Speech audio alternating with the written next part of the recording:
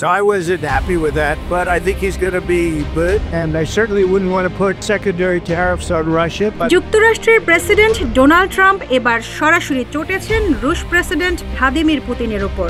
Ukraine যুদ্ধ থামানোর জন্য এতদিন আলোচনায় ছিলেন, কিন্তু এবার পুতিনের এক মন্তব্যে রেগে আগুন হয়ে গেছেন মার্কিন প্রেসিডেন্ট। তাহলে কি রাশিয়ার বিরুদ্ধে বড় কোনো পদক্ষেপ নিতে চলেছেন ট্রাম্প?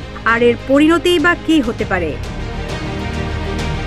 রোববার মার্কিন সংবাদ মাধ্যম এনবিসিকে দেওয়া এক সাক্ষাৎকারে ডোনাল্ড ট্রাম্প বলেন, ইউক্রেনের প্রেসিডেন্ট ভলোদিমির জেলেনস্কির বৈধতা নিয়ে পুতিন যে মন্তব্য করেছেন তাতে তিনি খুবই রাগান্বিত ও বিরক্ত। ওই সাক্ষাৎকারে জেলেনস্কির পক্ষে নিজের যুক্তি তুলে ধরেন মার্কিন প্রেসিডেন্ট। তিনি বলেন, ইউক্রেনের নেতা হিসেবে জেলেনস্কিকে সরানোর যে কোনো পদক্ষেপ যুদ্ধবিরতির সম্ভাবনাকে নিশ্চিতভাবে বিলম্বিত করবে।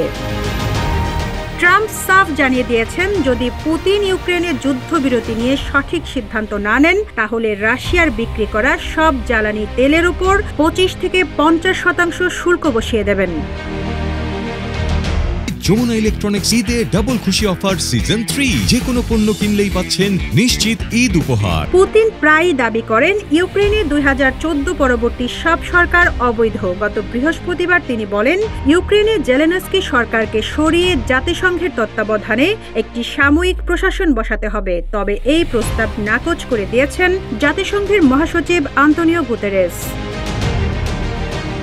যুক্তরাষ্ট্রে প্রেসিডেন্ট নির্বাচনের প্রচারে ট্রাম্প বলেছিলেন তিনি দ্রুত ইউক্রেন যুদ্ধ থামাবেন।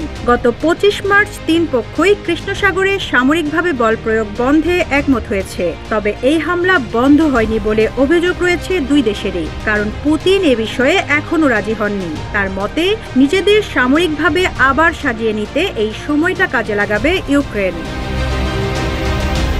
এদিকে যুদ্ধবিরতি চুক্তিতে মস্কো রাজি না হলে রাশিয়ার বিক্রি করা সব জ্বালানি তেলের ওপর দ্বিতীয় ধাপে শুল্ক আরোপের হুমকি দিয়েছেন ট্রাম্প। তিনি বলেন, আপনি যদি রাশিয়ার কাছ থেকে জ্বালানি তেল কেনেন তাহলে যুক্তরাষ্ট্রের সঙ্গে ব্যবসা করতে পারবেন না। সব জ্বালানি তেলের ওপর 25% শুল্ক আরোপ করা হবে। ট্রাম্পের এই হুমকির প্রভাব রাশিয়ায় কতটা পড়বে তা পরিষ্কার নয় বলে মন্তব্য করেছেন লন্ডন ভিত্তিক গবেষণা প্রতিষ্ঠান চ্যাথাম হাউসের জ্যেষ্ঠ পরামর্শক কিয়ার গিলস। তিনি বলেন, রাশিয়ার উপর অর্থনৈতিক চাপ প্রয়োগ করতে আগেও ট্রাম্প বেশ কিছু হুমকি দিয়েছেন, কিন্তু সেগুলো কখনো দীর্ঘস্থায়ী হয়নি। তবে এবার কি ট্রাম্প সত্যি কঠোর অবস্থানে যাবেন, নাকি এটি শুধু রাজনৈতিক চাপ প্রয়োগের কৌশল তা বোঝা যাচ্ছে না।